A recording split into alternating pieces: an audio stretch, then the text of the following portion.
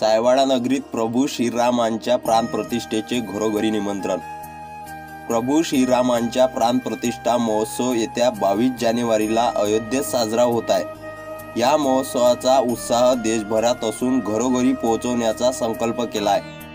त्यासाठी अयोध्येतून अक्षदा कलश आलेले असून या दरम्यान घरोघरी अक्षदा देऊन या सोहळ्यात सहभागी होण्याचे आवाहन सायवाडा येथील राम भक्तांना करण्यात येत आहे। प्रभू श्रीरामांच्या प्राणप्रतिष्ठा महोत्सवाचा आनंद संचारला आहे।